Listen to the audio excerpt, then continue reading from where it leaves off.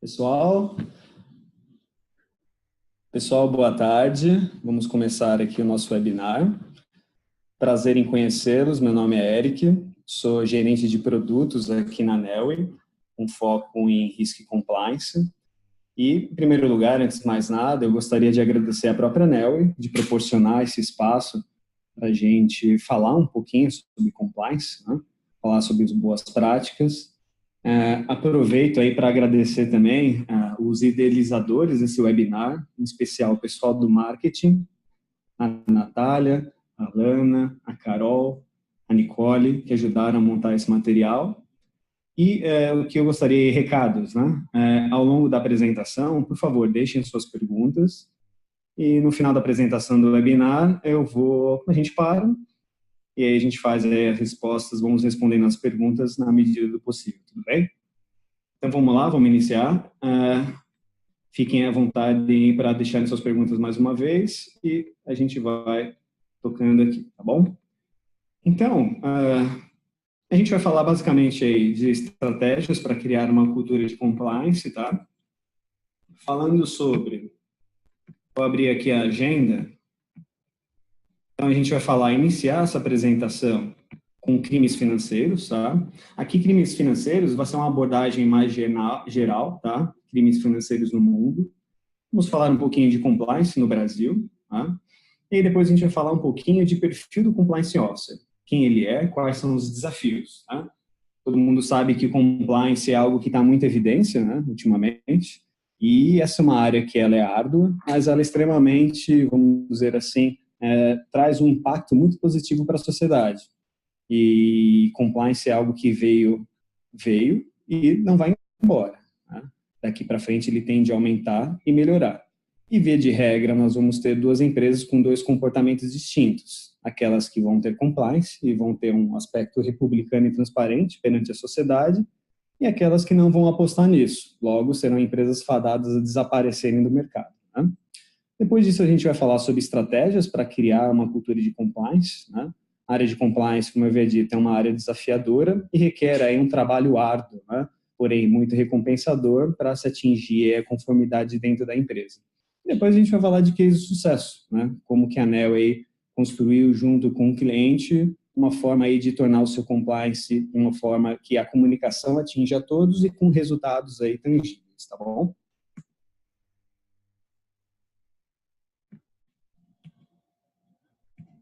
Então, eu gosto sempre de começar as apresentações com essa frase que acredito que todos que estão aqui tendem a concordar, né? Muito simples a frase, que é: se você acha que compliance é caro, tente não ter.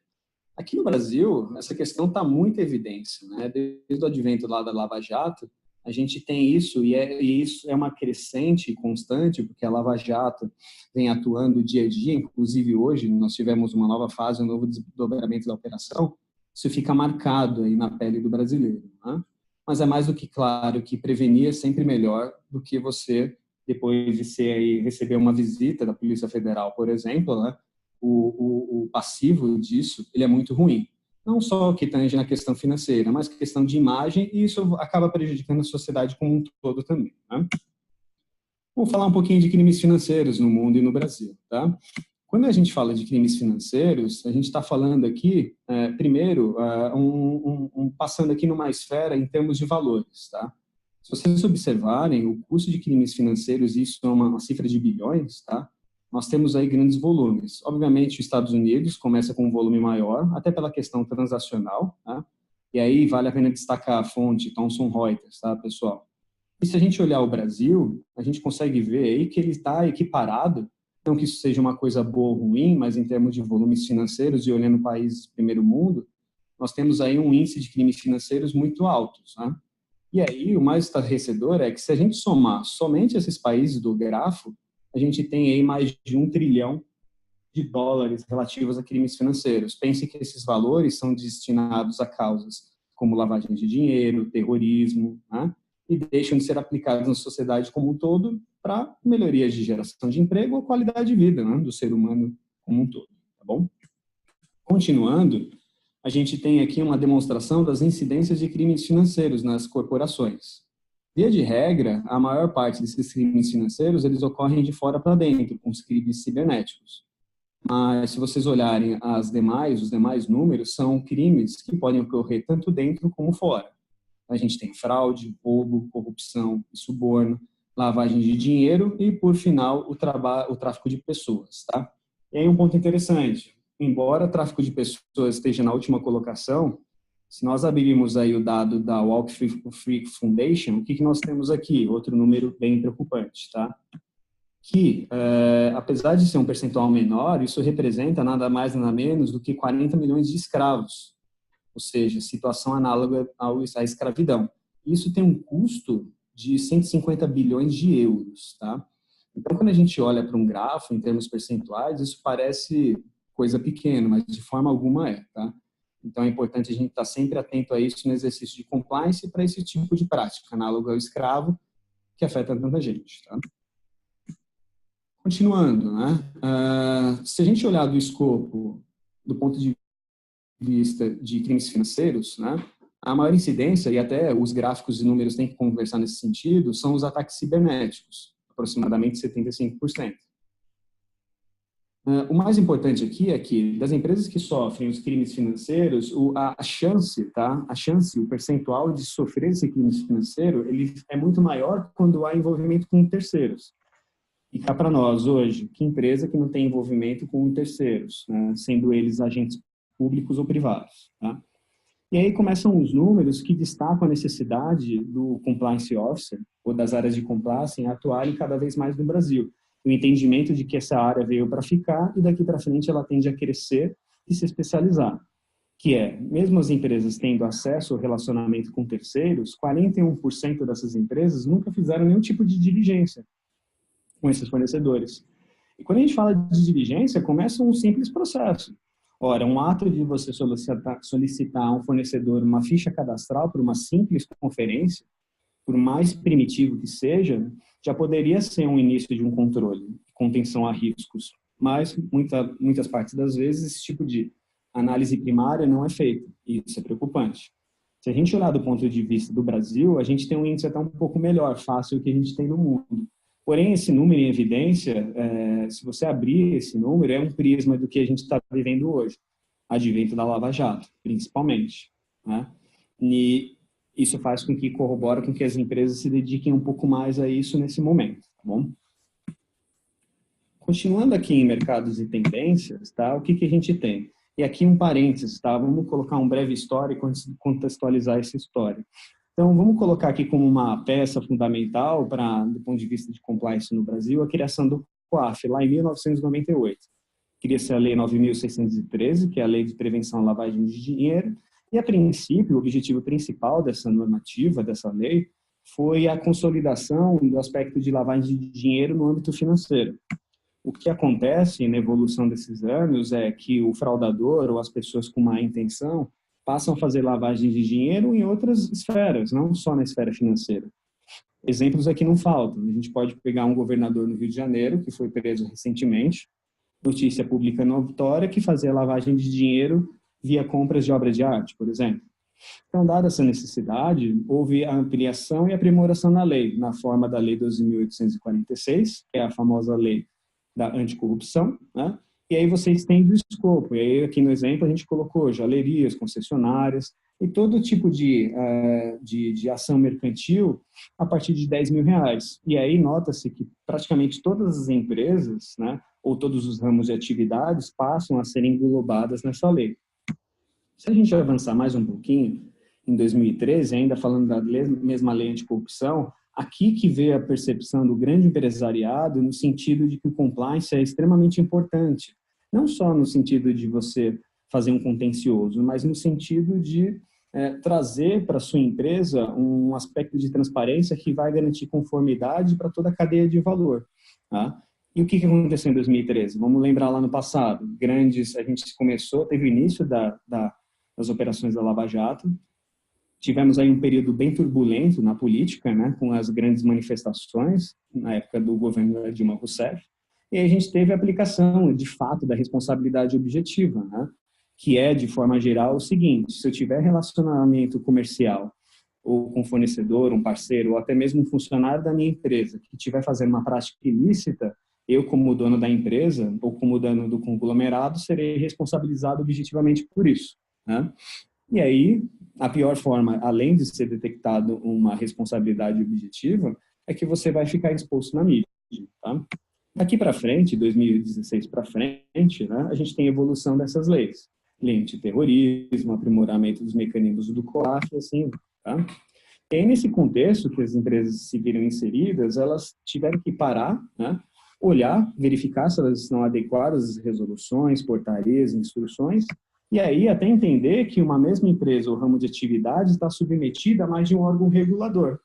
Vou dar um exemplo, um banco, né, um banco de multimercado, ele está submetido à CVM, SUSEP, Banco Central, Previdência, ao COAF, e aí tem que responder, em alguns casos, até para a Polícia Federal.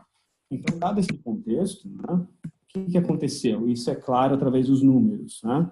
Dada essa necessidade, hoje, e é uma fonte essa da pesquisa da Tosini Freire, a segunda maior preocupação dos empresários hoje é relacionada à compliance, tá? Só perde para tributário, que no Brasil tem um aspecto particular aí de insegurança jurídica, tá bom? Seguindo, nesse desafio, e aí a gente vê na concordância dos números, né? Nesse gráfico, só para contextualizar como compliance avança no Brasil, se a gente pegar a primeira coluna, de 2015 para 2016, nós temos em 2015 19 empresas das pesquisadas que nunca fizeram nenhum tipo de processo de compliance. De um ano para o outro, esse número reduziu drasticamente para apenas 6 empresas. E aí o gráfico ele segue aí essa mesma tendência, com a ampliação ao longo dos anos de mais empresas aderindo e se mantendo aí com compliance de forma perene na sua empresa. Tá? Isso também vai ter um reflexo em termos de investimento, né? Então, eu tenho que abrir uma área de compliance, vou ter que investir recursos nesse sentido, e o gráfico conversa nesse mesmo sentido. Então, vamos pegar lá. Quantas empresas tinham um investimento acima de 5 milhões, de um ano para o outro? Né? Então, aqui a gente tem uma empresa em 2015, em 2016 nós teremos 4 empresas, tá? E ele segue o mesmo comportamento também.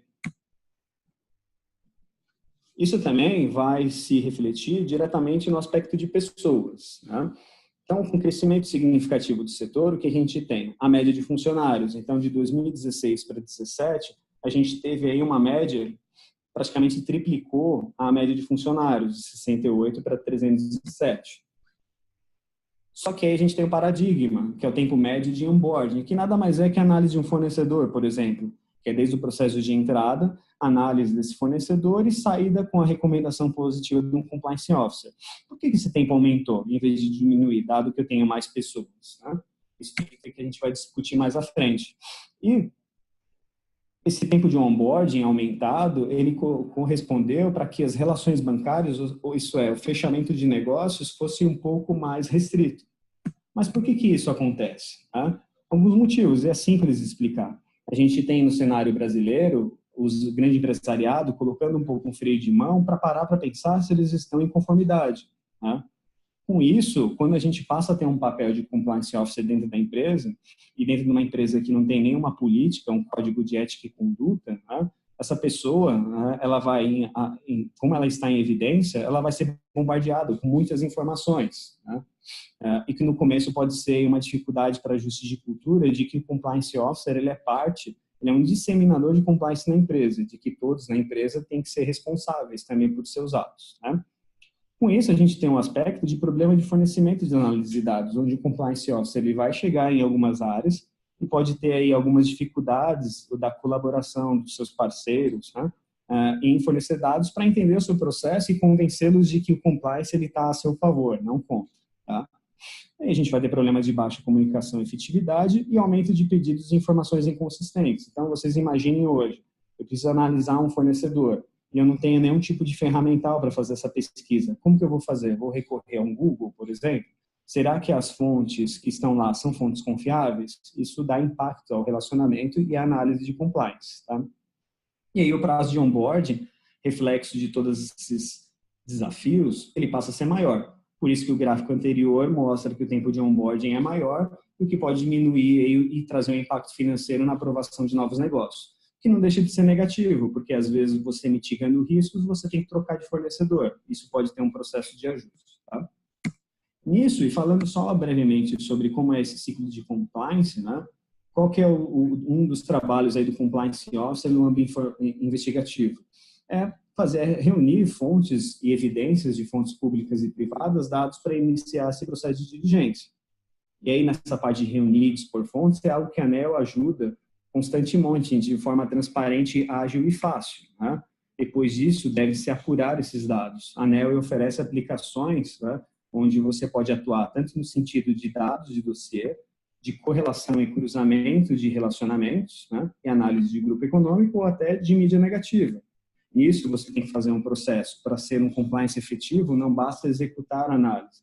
Você tem que arquivar, porque no futuro esse dado, essa análise pode ser exigido por um agente interno ou externo. Para isso, você tem que ter um arquivamento efetivo, até para um acordo de leniência. Tá?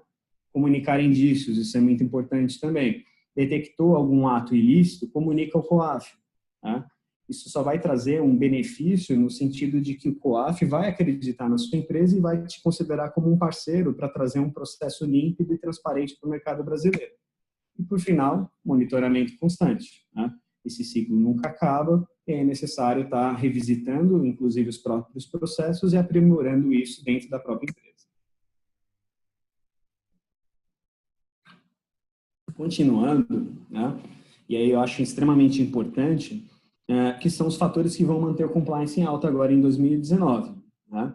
Então, o que a gente tem aqui? O primeiro fator, e um fator muito óbvio hoje, né, são novas forças políticas e econômicas. Então, o Brasil deu uma guinada para a direita.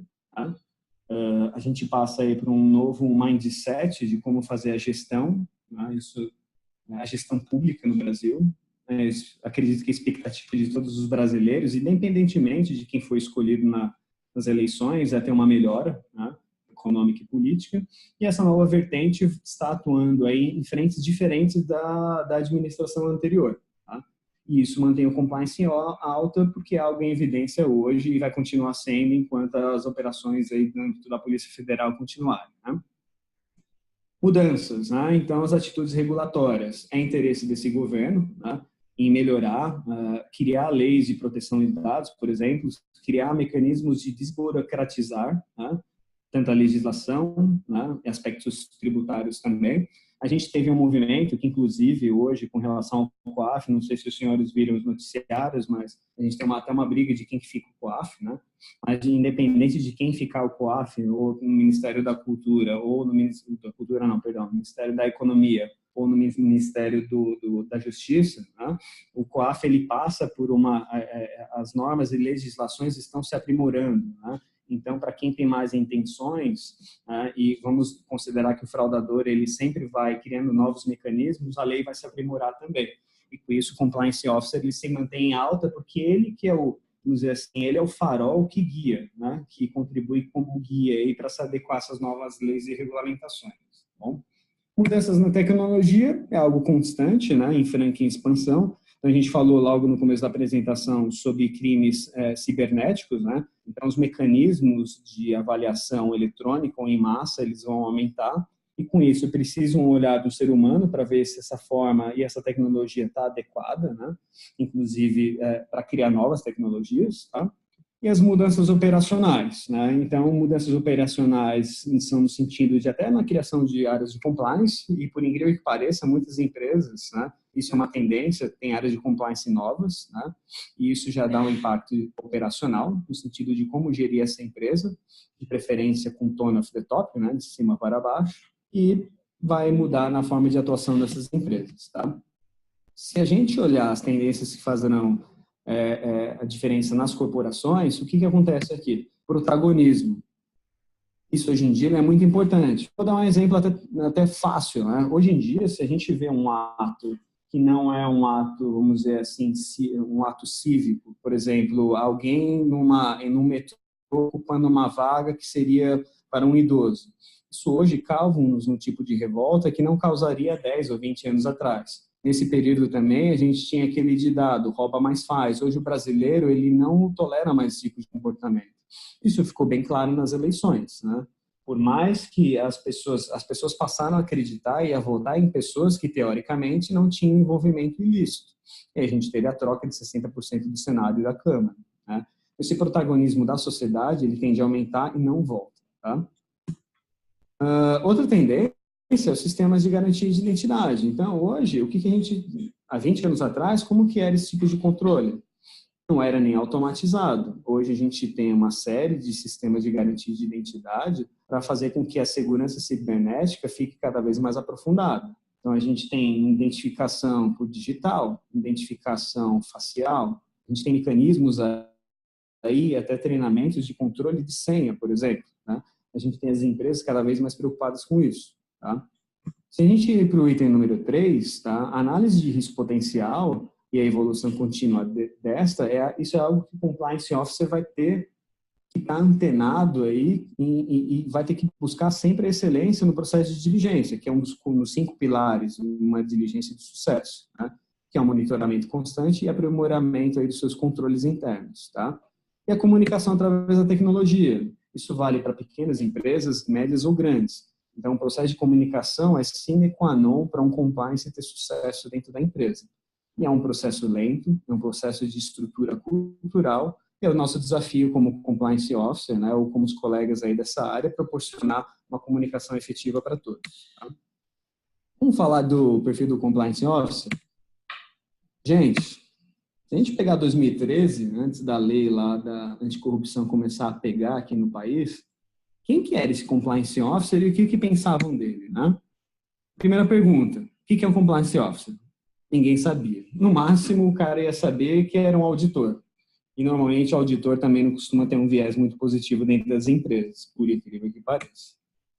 Putz, é o cara que empata nossos negócios. Então, quando você é apresentado, ou como uma área é apresentada por um compliance officer, e essa área não tem a maturidade, ou até o discernimento, né? Não por culpa da área, mas por uma questão do seu dia a dia, eles podem entender a gente como um agente que vai atrapalhar. Muito pelo contrário, o compliance officer está para melhorar processos, para tirar peso de algumas pessoas que talvez estejam atarefadas com coisas que não é o seu core business.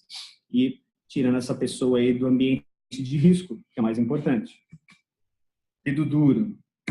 E outro item que é o que mais preocupa, aliás, mais me preocupa e deveria preocupar a todo mundo, que é um cara que está lá só para mostrar que tem algum controle. Então, hoje em dia, não basta falar que faz, tem que provar que faz. Tá? E as empresas que fazem e prova que fazem são empresas que estão aí com uma relação transparente perante a sociedade e vão ser beneficiadas disso. No composto de imagem, no composto de valorização financeira, no composto de pessoas querendo trabalhar em empresas que têm uma postura transparente. Então, a relação aí é só de ganha-ganha. De um ano para cá, o que mudou? Aprovamos a lei anticorrupção, desejo de mudança com as grandes manifestações, prisão e punição dos maiores empreiteiros do Brasil, e sanções e multas de grandes grupos, públicos e privados, coisa que até então a gente achava que era impossível acontecer. Né? O compliance officer ele tem grandes desafios, na verdade. E aí, um último item que eu esqueci de falar. Esse assunto deixa de ser um assunto de nicho. Né? Antes o compliance, né, que é uma palavra bonita, mas é uma palavra de explicação simples, que nada mais é você estar em conformidade com leis e legislação, tá?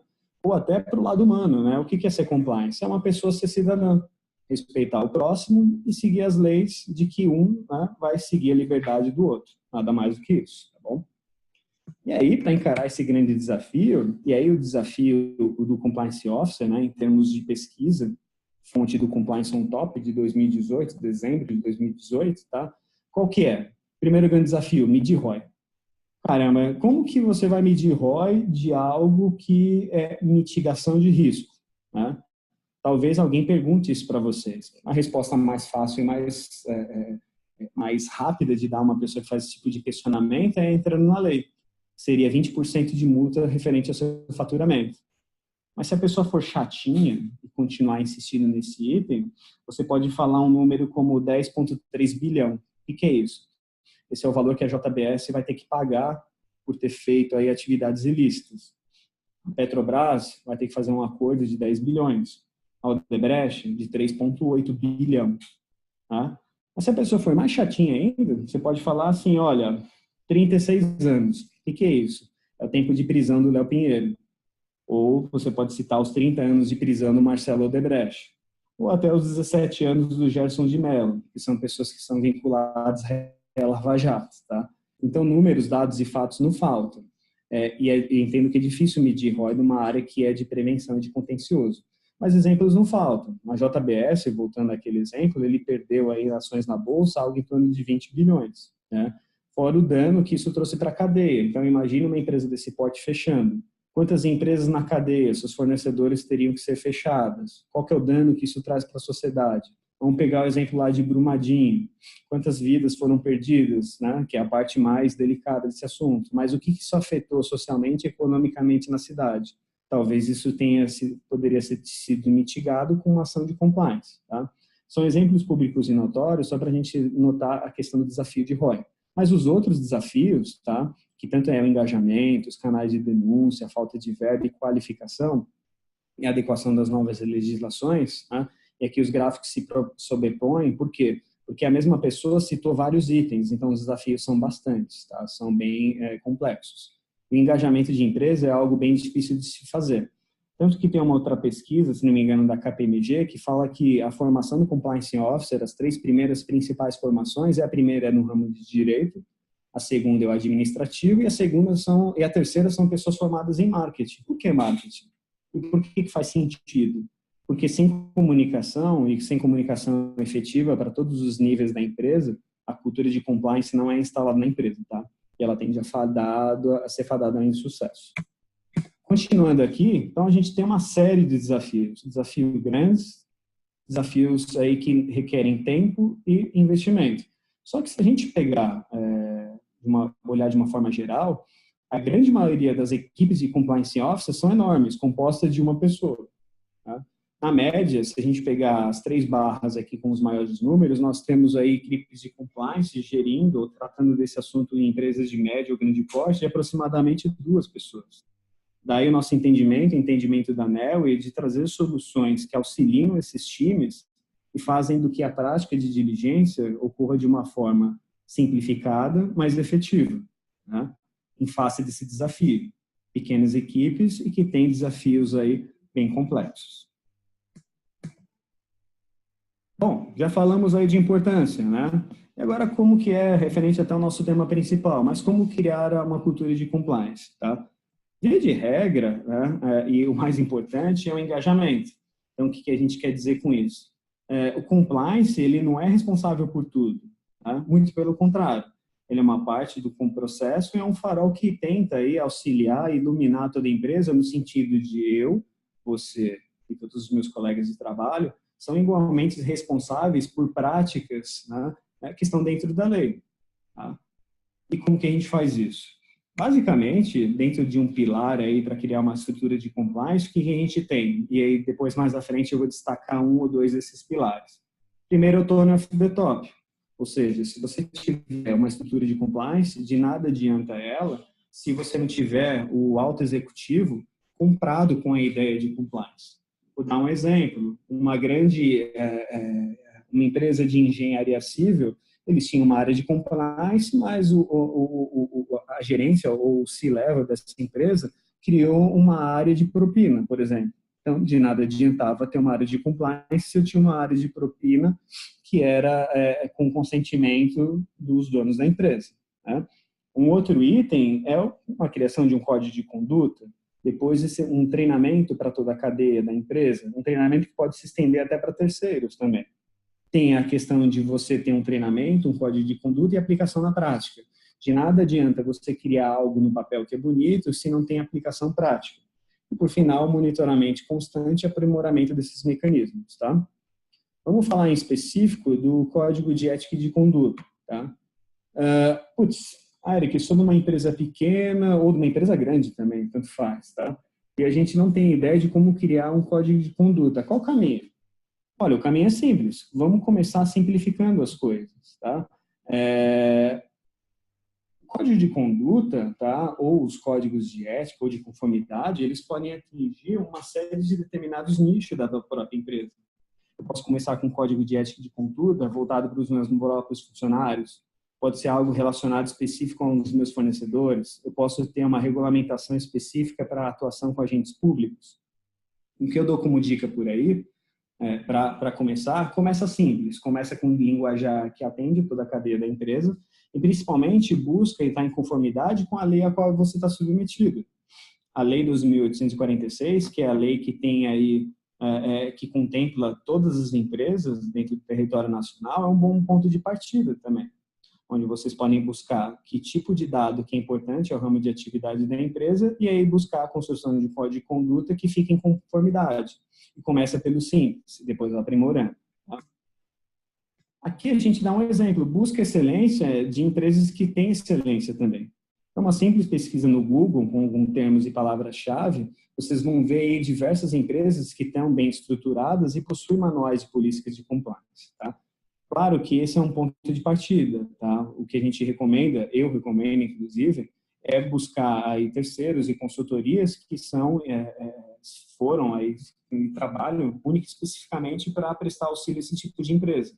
Mas tá aí um bom ponto de partida, tá bom? Vocês se espelharem em códigos de ética com conduta de outras. Mas aqui vale uma observação importante. Não é cópia, tá? Cada empresa tem necessidades específicas e isso são benchmark, tá bom? E cada empresa, mesmo que do mesmo ramo de atividade, tem particularidades culturais e até de mix de produto.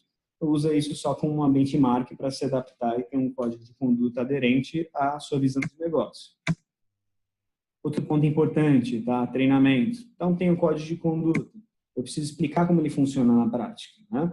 De preferência, apresente casos reais de empresas. Casos reais, exemplos, é que não faltam por aí. O noticiário está mais do que recheado aí de casos de sucesso. Aí eu recomendo até para que os senhores entrem na página do COAF e lá eles têm até uma espécie de persona do fraudador, ou vários casos aí de uso de detecção de fraude. Tá? Então, lá é um bom lugar para fazer procura desse tipo de material. Reforçar as atitudes de comportamentos. E aí o importante de comportamento ser de cima para baixo. E que as pessoas se identifiquem numa empresa que, de fato, compra a ideia de compliance. E aí o comportamento esperado é que os demais na minha cadeia sigam isso também. Tá bom? Outro item importantíssimo, apresentar canais e procedimentos de denúncia. Tá? E aí o mais importante que é adequar a linguagem de diferentes públicos da empresa. Vou dar um exemplo prático. Uma empresa de siderurgia, ela vai ter o pessoal da administração e vai ter o caminhoneiro lá que vai fazer a entrega do aço. A linguagem é a mesma para esses caras? Provavelmente não. Daí a questão da comunicação ser um pilar fundamental para que todos se sintam como parte desse processo e executem um procedimento de compliance aderente aí à sua atividade. Tá bom? Outro item importante daquele pilar de 5 itens é o canal de denúncias. Tá? O que ele deve oferecer? Item importante, anonimato. Tem que ter a garantia, isso tem que estar claro, de que além de a denúncia ou a reclamação, ela ser anônima, que não vai ter nenhuma contrapartida. Tá? Contrapartida no sentido de ser imparcial e no sentido de não ter nenhum tipo de represária também. Tá?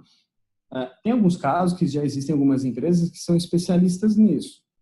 Indico aí que, dependendo do tamanho da empresa ou do caixa, até uma terceirização pode ser interessante, tá bom? Criar meios de comunicação, então, e-mail, telefone, enfim, são canais aí que podem ser efetivos, desde que garantindo aí a nossa primeira lei, que seria o anonimato, tá bom? E até em alguns casos, opções de idiomas para empresas multinacionais também, tá? Falamos desses pilares. Agora vamos dar um exemplo de como o Big Data, né, e aí é uma premissa da ANEEL, e pode auxiliar numa análise de compliance efetiva. Tá? Para isso eu vou promover um exercício, né, onde um caso de uso, tá, que é relativamente comum aí no mercado. Então vou ler para vocês.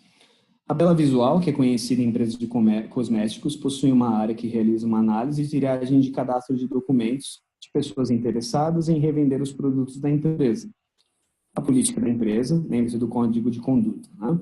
Contempla a aprovação automática e libera o envio de produtos para a revendedora até o valor de R$3.000.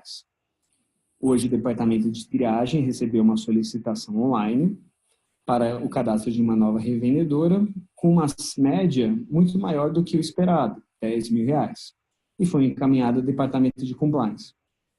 Como que você faria diligência? Bom, primeiro passo, tem que ter na cabeça aí qual que é o código de ética e conduta. Normalmente, o perfil do compliance officer é uma pessoa que já tem um pouco mais de vivência no mercado, né? E com base nesses dados e com base em Big Data Analytics, a gente recomenda alguns itens, algumas variáveis que são inerentes a praticamente todas as normativas e que a NER consegue prover como plataforma de forma fácil e rápida. Tá? Vou citar alguns exemplos. Simples conferência de dados de cadastro, endereço informado numa ficha cadastral, no preenchimento de um formulário eletrônico, versus dados da ANEL, por exemplo, como endereços, telefones, etc. Renda presumida. Poxa, a pessoa está se propondo a fazer uma negociação mercantil de R$ 10.000. É compatível com a renda dessa pessoa? Nós possuímos ferramentas de analíticas que mostram qual que é essa renda presumida. Tá? Ponto importantíssimo, a pessoa tem alguma ligação ou vínculo com o órgão público ou pior, tá?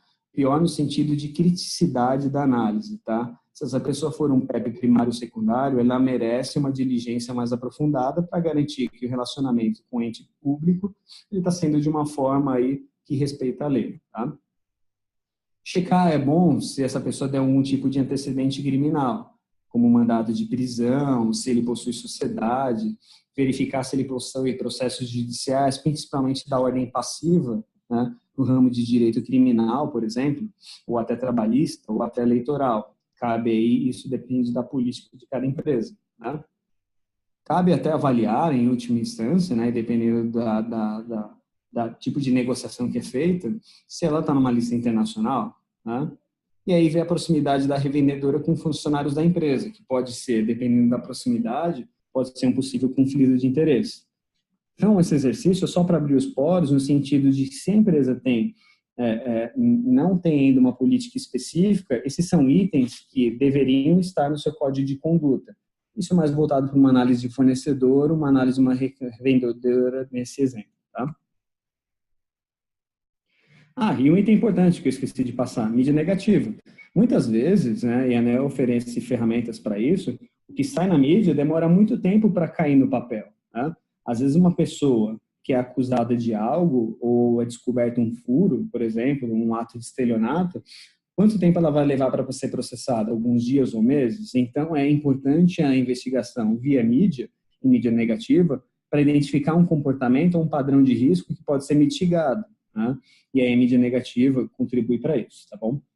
Então, aqui é só um exercício de dados, né? Quando a gente fala que a Nelway ela é drivada pela confecção de dados via uma plataforma como serviço, né? É isso que a gente quer mostrar para os nossos clientes, que tem condições aí de fazer uma análise de compliance, e a gente destaca alguns itens que são importantes, que podem contribuir até com a política de vocês, tá bom? Vou falar um pouquinho de case de sucesso, que é da Pernambucanas, que ela participou do Nelway Advisor, né? E ela foi uma das ganhadoras aí como case de sucesso voltados para compliance, tá bom? Só para compartilhar esse case, qual que era o desafio? A Pernambucanas, acho que todo mundo conhece essa grande empresa, né? Que tem uma fundação aí centenária, eles têm o desafio de fazer a avaliação de conformidade de pelo menos 1.500 fabricantes. Isso que eu não estou considerando nem as subcontratadas, tá? E aí você tem uma complexidade de cadeia, ainda mais na cadeia têxtil, onde eu tenho fabricantes de pequeno porte que ficam em lugares bem distantes e ermos, né? Daí também o grau de informalidade. E como que o exercício de compliance vai ser efetivo se antes era necessário para que a pessoa se deslocasse até esse local? Isso representava um risco até para a pessoa que estava fazendo o exercício do compliance, tanto como o gasto com tempo para se verificar se a empresa estava em conformidade, né? Aqui é um dos casos que a gente conseguiu fazer um pouco do exercício do ROI. Eu entendo que não é em toda empresa que isso é possível fazer, mas nesse caso a Pernambucanas conseguiu. Com o uso de estratégias efetivas e com o apoio da Nelway, a empresa teve uma economia de R$ 76 mil por ano. Por quê? Ela passou a utilizar a inteligência de mercado, drivada de informações, e com isso dispensou até a visita física de um compliance officer, por isso essa economia. Tá? Com isso, também, o tempo de análise foi reduzido de 10 dias para 1 dia por fábrica. E com isso, eles foram aptos aí, a um tempo curto, analisar praticamente toda a sua cadeia de fabricantes, tá bom? E aí, um pouco, eu já me antecipei, né, como que foi feito esse trabalho junto com a Nelway. Então, a gente tem uma pessoa aqui imprescindível aqui, que é o gerente de contas, ou Customer Success, que auxiliou na composição de uma matriz de risco, fez uma homologação de novos fornecedores e executou um plano com apoio aqui da Nelway, tá? Gente, era isso. Já estou tomando quase pito aqui, que eu estou acabando com o tempo, né? Vou abrir o espaço para perguntas. Gostaria de, antes de mais nada, agradecer também a todos os participantes, tá? E em breve esse link vai estar disponível no YouTube? Já está disponível no YouTube, tudo bem? Agora a gente abre para as perguntas, estou à disposição. Inclusive, tá, um alerta que eu recebi aqui do suporte, que todos os ganhadores do Advisor, que inclusive tem os cases de sucesso, tanto para vendas como para compliance na ANEEL, estão disponíveis no YouTube, tudo bem? Agora vamos para a parte de perguntas. Eu vou habilitar aqui a câmera.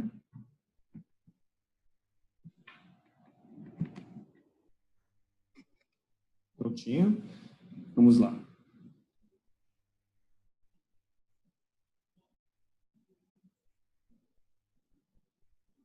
Só um instante, pessoal. Vou pegar aqui as perguntas. Primeira pergunta é: o que vocês consideram mais eficiente?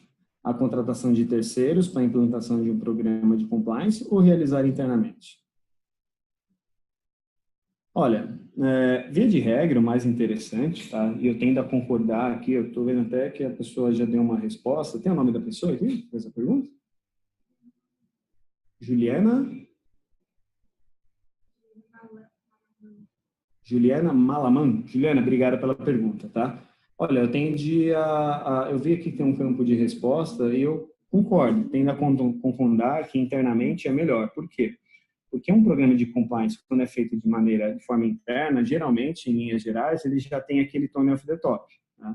Então, se uma equipe de compliance, ela já tem esse, vamos dizer, aval da alta diretoria para execução do compliance e tem autonomia, via de regra, até as pessoas que participam desse processo de compliance são pessoas que já têm minimamente conhecimento do mercado e sabem o dia a dia da empresa. Isso costuma ser um acelerador para implantar um programa de compliance efetivo dentro da empresa. Tá? Claro que, no limite, se não tiver, a empresa não pode ficar sem uma área de compliance. Tá? Então, tendo a dizer que, nesses casos especiais, às vezes a contratação de uma consultoria, e isso pode ser paralelo a uma equipe de compliance também, dependendo da quantidade de pessoas. Ela pode ajudar. Mas, via de regra, uma equipe interna que tem autonomia e tem acesso e trânsito dentro da empresa, que isso é principal, né? O compliance officer ele tem que gastar muita sola de sapato também. Né? Então, você tem que ir desde o chão de fábrica até a alta diretoria e entender e mapear riscos, né? E aí, entender e mapear riscos não é simplesmente ir lá e fazer uma entrevista também, né? Você tem que fazer um trabalho de convencimento, se identificar, mostrar que você está lá para ajudar a pessoa. E isso, quando vem de uma pessoa que se identifica como sendo funcionário da mesma empresa, tende a ser um pouquinho mais fácil, tá? Então, tende a concordar e obrigado aí pela pergunta. Mais alguma?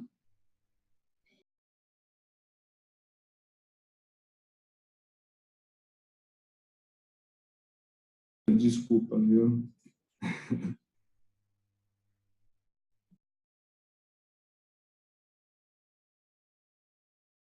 Pergunta, estou à disposição.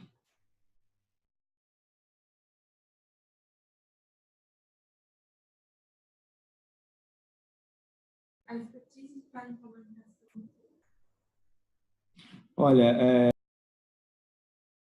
tá no mudo? Pronto, tira. Marina, a expertise é necessária sim, tá? Via de regra, o que a gente vê no mercado, há uma necessidade, a expertise, obviamente, a experiência faz toda a diferença. O que eu percebo hoje é que a gente tem, até seguindo o comecinho da apresentação, que muitas empresas, né, a gente tem muita a área do compliance officer, algo que tende a crescer exponencialmente no Brasil. E a gente tem muita gente começando nessa área. Não necessariamente a pessoa antes era, por exemplo, de uma área de crédito ou era de uma área de risco inerente a um objeto que não é específico ao compliance, que está em conformidade em leis, né? E a gente percebe esse movimento das pessoas se aprimorarem, né? Mas eu entendo que isso é uma flutuação no mercado, é uma curva, e que daqui para frente a gente vai ter muita mais gente se especializando e com isso o mercado vai se profissionalizar cada vez mais no sentido de implantar uma cultura de compliance nas empresas. Então, o que eu acho legal é que, para quem está interessado na área, né, e quer se aprimorar, vai ter muito mercado e quem for bom aí, ter essa expertise, vai se destacar e vai ganhar renome, tá? Isso é algo que é bem patente, tá bom? Tem mais uma nova pergunta?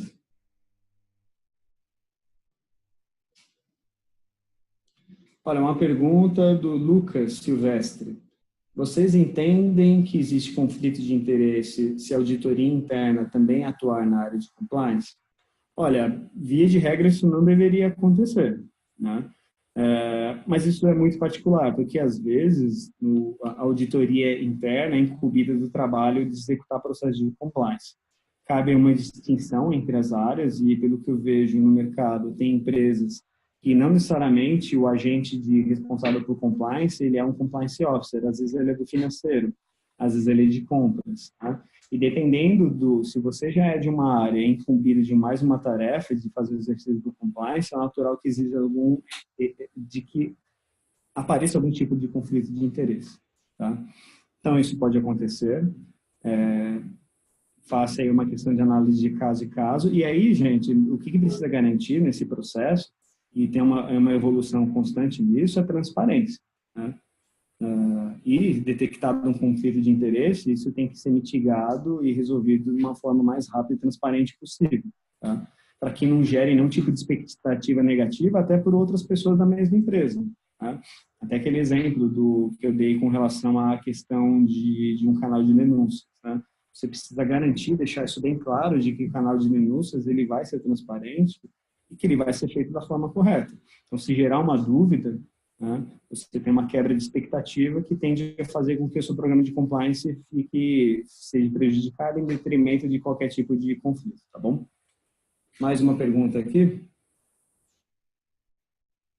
Quais são os principais testes de risk assessment feitos pela área de compliance, na sua opinião? Olha, isso cabe, depende, tá? Você pode fazer uma série de exercícios, eu acho que o aprimoramento dentro de um treinamento pode ser. Quando você fala de riscos, a gente tem uma série de riscos que tem que ser olhados, né? Desde que tange a questão interna ou até externa. Então, quando a gente vai fazer uma análise de fornecedores, por exemplo, né? Que tipo de testes a gente pode fazer para garantir que aquele fornecedor está em conformidade com a sua política e até está conversando com a política dele?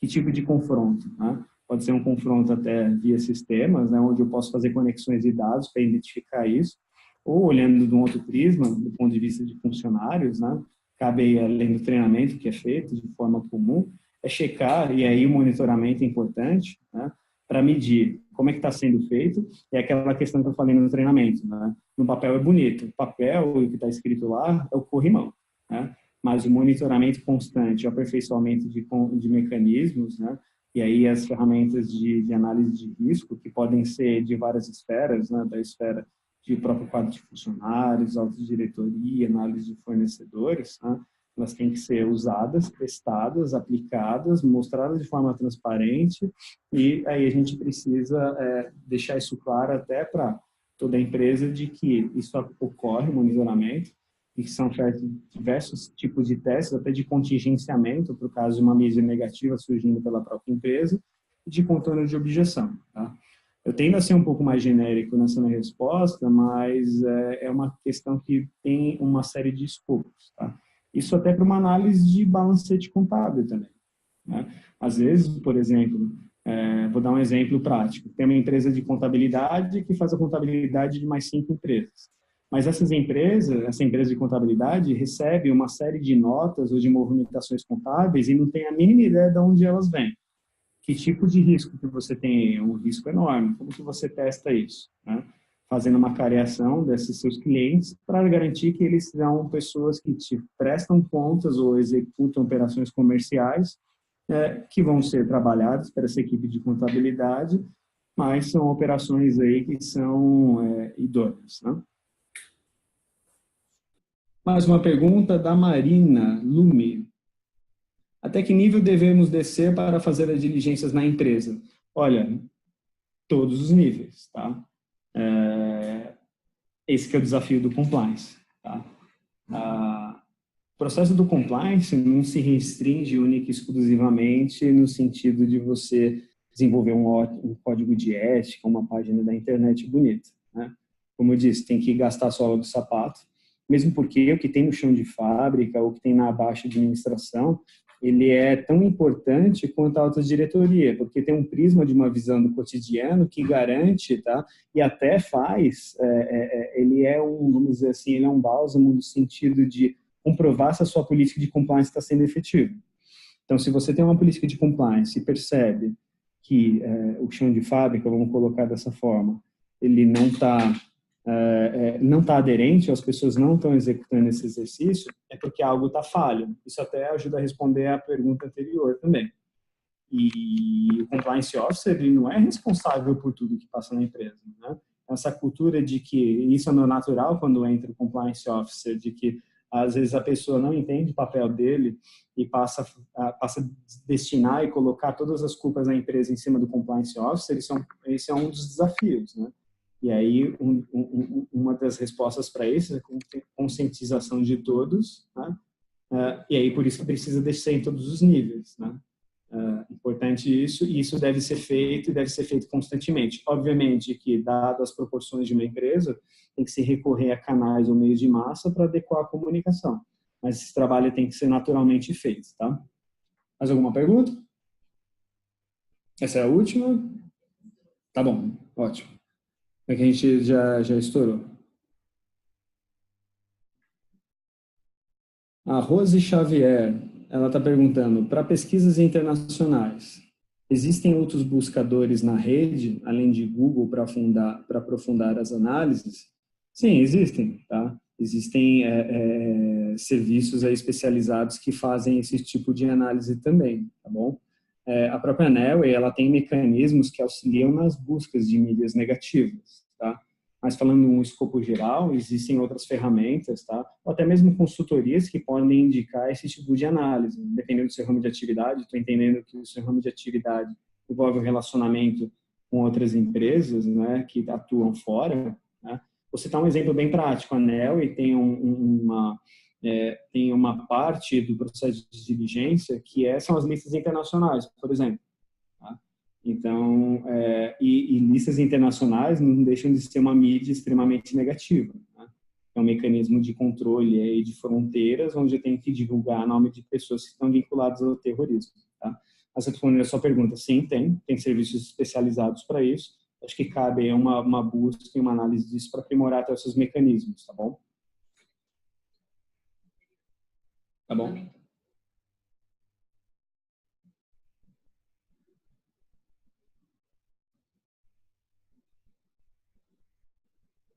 Tá, ó, é uma pergunta da Ive Carraro.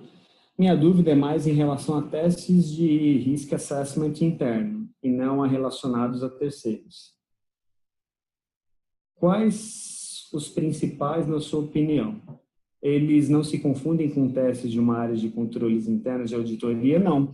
Aí depende muito do viés de como vão ser feitos esses testes, tá? Eu vejo que muitas empresas que tentam fazer, primeiro, antes de executar qualquer tipo de teste, eles buscam medir como é que está a cultura da empresa atualmente, né? E tendo a dizer que devido a essa mudança de engajamento que tem nas empresas, né, às vezes o teste, tá, ele deixa de ser algo que até mesmo os próprios internos, né, eles encaram isso, dependendo da forma como é feito, como um composto até mais negativo do que positivo. Porque, via de regra, o ser humano, por índole, ele quer participar de algo ou fazer parte de algo que ele se sinta aí motivado, né? Então, dependendo do teste, só uma cautela, né? Que a pessoa pode até ter um efeito reativo com relação a isso. Vou falar um pouquinho de Nelway, que talvez eu consiga ajudar. A gente tem dentro das nossas aplicações a possibilidade de você fazer uma carga de lista de funcionários e, numa análise de forma prática, conseguir ver aspectos que podem exigir uma investigação. Tá? Se você quiser mais informações a respeito, a gente pode aí dispor uma pessoa para lhe instruir nesse sentido. Seria uma forma de testar, né? De uma forma até que você consiga fazer isso de uma maneira massificada e, às vezes, sem um impacto direto com o seu próprio cliente interno, né? Eu acho que primeiro com o cliente interno, não sei que momento sua empresa está, cabe um exercício de cultura, disseminação e treinamento para depois a aplicação de um teste, mas no sentido, um teste de encano de conhecimento mesmo, tá? De, olha, vocês viram o que está acontecendo na mídia, é importante que vocês contribuam com a gente no sentido de executar um processo de transparência, né? Depois partir por um teste mais efetivo. Normalmente, esse tipo de teste, ele ocorre no ato da contratação, onde a pessoa preenche um questionário, que ela declara lá que não é uma pessoa politicamente exposta, dependendo do ramo de atividade, que é banco, ele informa que não tem dívidas, por exemplo, e assim vai. Mas para clientes internos, a não ser que essa pessoa já tenha uma prática comprovada e merece ser investigada por uma questão de conduta, até porque foi denunciado no canal de denúncia, né? De forma massificada, o que indico aí é primeiro um cuidado com cultura. Mas a gente também provém ferramentas para fazer essa análise de forma fácil e rápida, tá? Onde você consegue, de uma esfera geral, carregar uma lista de funcionários e olhar diversos itens, assim como eu falei no exemplo, né? Por exemplo, tem muitas empresas que não permitem mais doação política. Na Neoway tem um modo de descobrir de forma fácil, de fazer uma auditoria nesse sentido, tá? Então, acho que isso corrobora também. É isso? Então, encerramos nosso tempo com relação às perguntas. Então, mais uma vez, eu gostaria de agradecer a todos os participantes. É um prazer aí investir um tempo com todos os colegas que são desses segmentos tão importantes. E a Neoway, como empresa, está à disposição a ajudar a todos no sentido de promover soluções de compliance e garantir que todas as empresas estejam em conformidade. Mais uma vez, obrigado e uma boa tarde a todos.